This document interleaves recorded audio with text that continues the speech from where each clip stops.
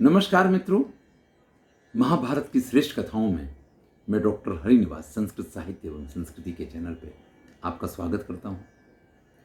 धृतराष्ट्र की सभा में स्वयं महर्षि वेदव्यास पधारे हैं।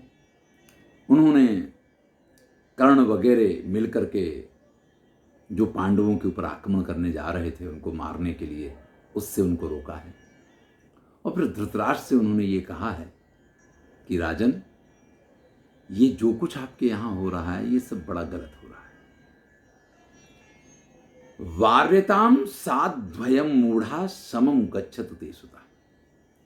आप अपने इस पुत्र को रोकिए। इसके द्वारा ये जितने काम किए जा रहे हैं ये सारे गलत कार्य हैं, ये सब अधर्म के मूल हैं, इनको आप रोकिए। यथा ही विदुरः प्राज्ञो यथा भीष्मो यथा वयम तथा कृपस्य द्रोणस्य तथा साधुर्भवानपि। महर्षि वेदव्यास कहते हैं जैसे विदुर समझदार हैं, जैसे भीष्म हैं, जैसे हम हैं, जैसे कृपाचार्य हैं, जैसे द्रोणाचार्य हैं, आप भी उसी प्रकार से समझदार हैं। ये धृतराष्ट्र से कहा जा रहा है, आप भी उसी प्रकार से समझदार हैं। विग्रह ही महाप्राज्ञ स्वजनेन विगर्हिता। हर महापुरुष ने यह कहा है कि स्वजनों के बीच में विग्रह नहीं होना चाहिए। आपको यह बात समझनी चाहिए कि पांडव आपके स्वजन हैं और उनके साथ विग्रह कभी भी उचित नहीं है। अधर्म्यम अपयशस्यम च महाराजन प्रतिपद्यता। आप अगर ऐसा कर रहे हैं तो आप अधर्म कर रहे हैं और आप अपयश कमा रहे हैं। देखिए, आप अगर राम के सामने रावण को पाते हैं ना, तो पांडवों के सामने आप कौरवों को भी पाते हैं। और जब कौरवों की बात आती है तो सबसे ज्यादा अगर निंदा किसी की होती है तो धृतराष्ट्र की होती है। यही बात महर्षि वेदव्यास ने उनसे कही है। फिर उनको बड़ा समझाते हैं कि आपको चाहिए कि आप इन सब चीजों पर विचार करें और विचार करके या तो आप पांडवों को उनका राज्य वापस दे दें, और नहीं तो जब 13 वर्ष पूरे होंगे तो वो पांडव यहां आकर के वो विनाश करेंगे कि आपको ये समझ में नहीं आएगा कि आपके पुत्रों की ऐसी दुर्दशा कैसे हुई है। और अगर आपका ये पुत्र नहीं मान रहा है तो इसको अकेले को भेज दो, इसको अकेले को वहां वन में पांडवों के पास भेज दो। लड़ेगा मरेगा, जो होगा, एक का कंटक कट जाएगा, बाकी सबसे तो शांति मिल जाएगी, आपके बाकी के सारे पुत्र बच जाएंगे। इसको अकेले को भेज दो। यहां तक महर्षि वेदव्यास कह देते हैं, लेकिन जैसी जाकी भवितव्यता तैसी मिले सहाय।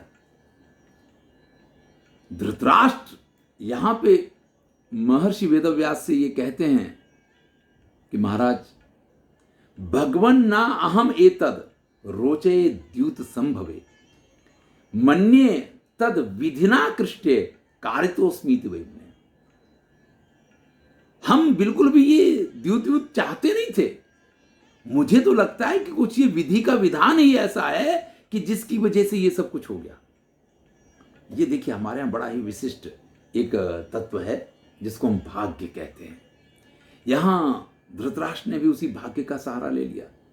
जब उनको महर्षि वेदव्यास समझा रहे हैं, कृष्ण द्वैपायन व्यास जब ये समझा रहे हैं कि आपको ऐसा नहीं करना चाहिए था, तो कहते कि मैं बिल्कुल ऐसा करना ही नहीं चाह रहा था। ये द्यूत व्यूत भगवन नाहम एतद रोचे द्यूतम संभवम, ये द्यूत क्रीड़ा हो, ये तो मुझे बिल्कुल अच्छा ही नहीं लगता था।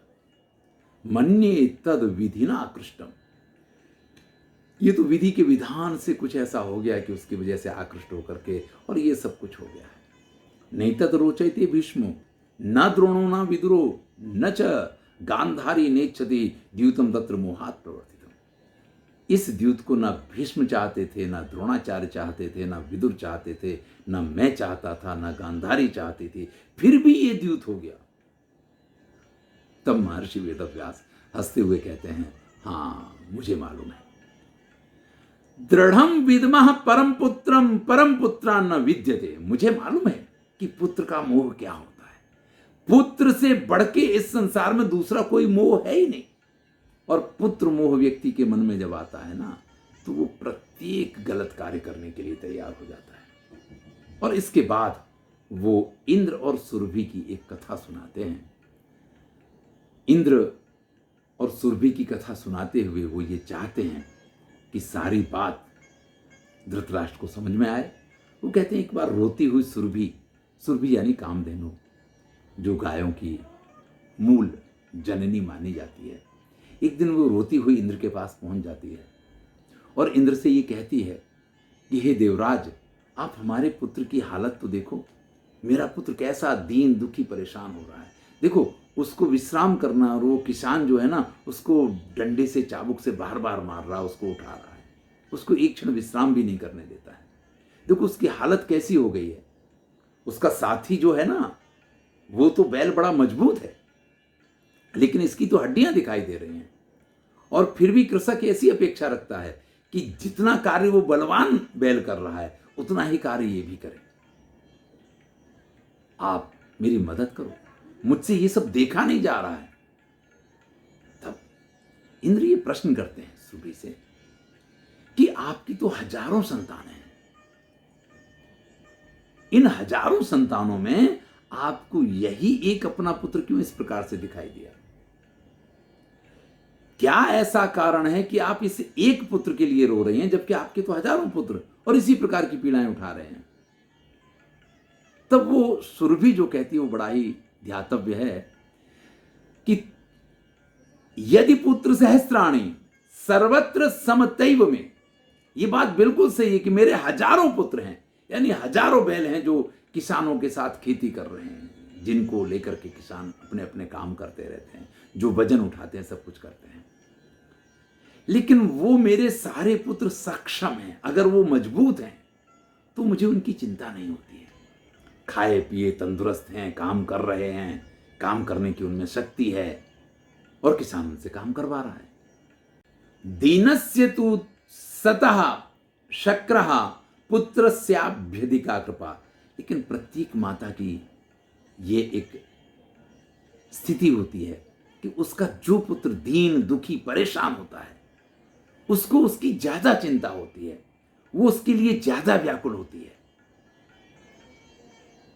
मुझे भी हजारों पुत्र हैं मेरे, लेकिन उन सब पुत्रों की चिंता इसलिए नहीं, मैं उनके लिए इसलिए नहीं रो रही हूं क्योंकि वो सक्षम है, वो अपना भार उठा सकते हैं, वो अपना कार्य कर सकते हैं।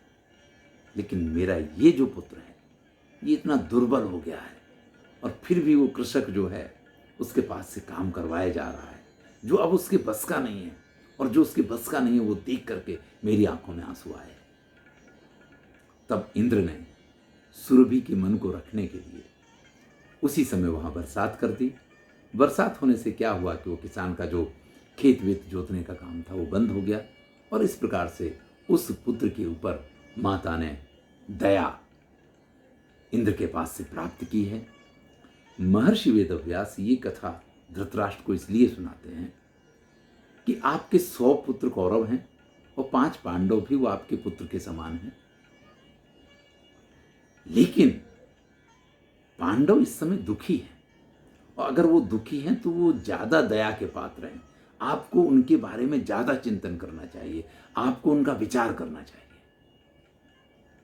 ये शिक्षा देने के लिए कथा सुनाई गई है।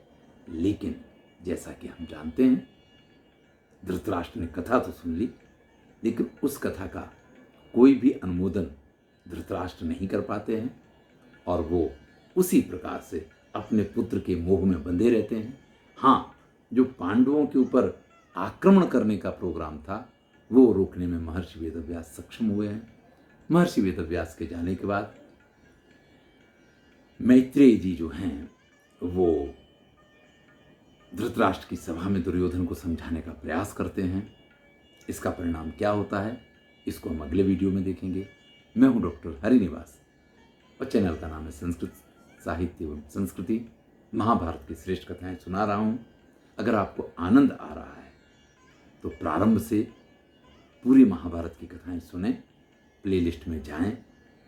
यहाँ विस्तार से सभी चीज़ों का विवेचन हो रहा है, सभी बातें आपके सामने मुख प्रस्तुत की जा रही हैं जो महर्षि वेदव्यास ने अपने महाभारत में प्रस्तुत की हैं। धन्यवाद।